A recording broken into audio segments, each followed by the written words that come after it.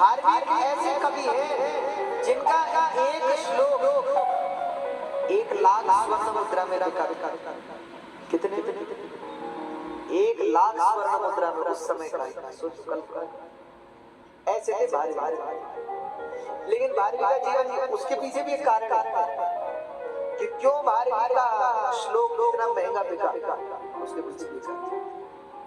अच्छा, भारवी का जो पूर्व चरित्र है, वो पूर्व चरित्र ये है कि भारवी बड़े विद्वान, बहुत बहुत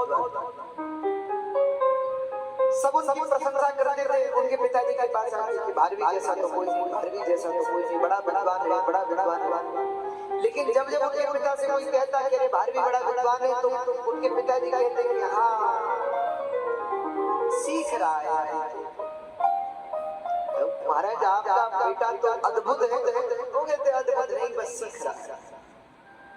वो कहते हैं कि आपको बड़ा गौरव होता होगा बेटे कितनी अद्भुत रचनाएं करता है। तो उनके पिताजी कहते हैं कि हाँ, थोड़ा बहुत लिख लेता है।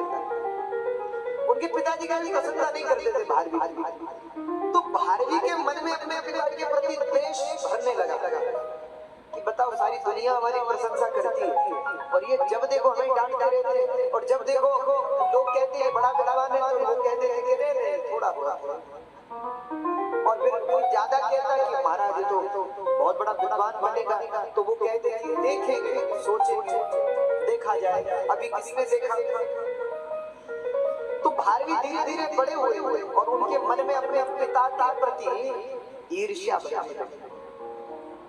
एक दिन तो भारवी को ऐसा लगा कि हमारे शत्रु बाहर नहीं है, हमारे सबसे बड़े शत्रु तो यही है। अक्सर बचपने में बच्चों को हो जाता है, उनको लगता है कि माँ बाप सबसे बड़े शत्रु हैं, हो जाता है। अब भारवी के मन में इतना रोष भरा कि भारवी ने महाराज हथियार लिया कि आज पिताजी का सभा जब देखो लोग हमारी प्रशंसा करें और ये सब आनंद किरकिरा कर दे रहे हैं। कोई भी कहे कि बड़ा विद्वान है, तो कहे कि हाँ देखेंगे, अभी तो लिख रहा है, अभी तो पढ़ रहा है। तो महाराज भारवी ने हाथ में अस्त्र लिया, एक हथियार लिया और रात्रि के समय पिताजी को मारने के लिए चले भारवी। अब जब पिता को मारने के लिए चले, तो जैसे ही वो अंदर रसोई की ओर चले, तो उनको पता चला कि पिताजी भोजन कर रहे हैं। तो उन्होंने कहा भैया पिताजी को भोजन करने दो, तब इनको मारू। तो भारवी जो है वो दरवाजे पर बैठ गए।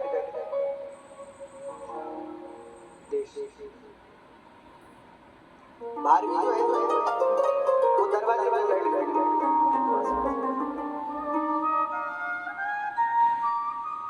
अब पिताजी अंदर भोजन कर रहे थे, बहुत ध्यान से सुने सब इसका। पिताजी अंदर भोजन कर रहे थे, उनकी माँ परोस रही। और इतने में उनकी माँ ने क्या पूछा?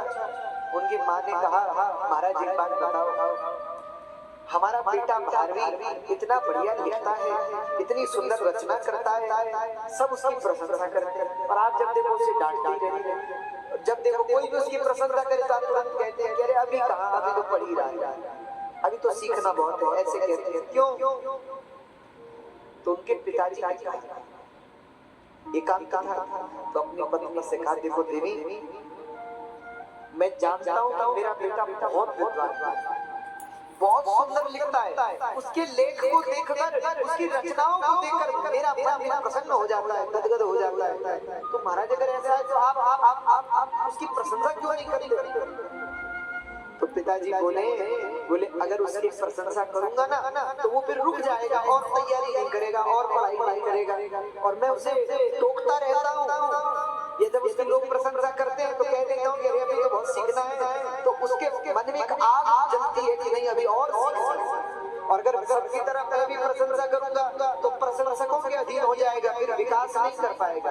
विकास के लिए बहुत जरूरी है कि टोका जाए, छेड़ा जाए। अब ये बात किसने सुन ली? दरवाजे पे कौन बैठे? भारवी। अब भारवी ने जब ये सुना तो भारवी को अपने पर इतना दुख हुआ। भारवी ने कहा, बताओ मेरे पिताजी इतने अच्छे व्यक्ति हैं और मैं देखो तो ये समझता हूँ कि ये मेरे शत्रु हैं। भारवी ने कहा, बहुत बड़ा पाप हो गया, क्या करूं? तो सीधे अंदर चले। अंदर चले तो पिताजी के चरणों में गिर गए। पिताजी मुझे क्षमा कर। पूछा उनसे पिता ने क्या हुआ भाई, क्यों रो रहे हो? तो 12वीं पिता से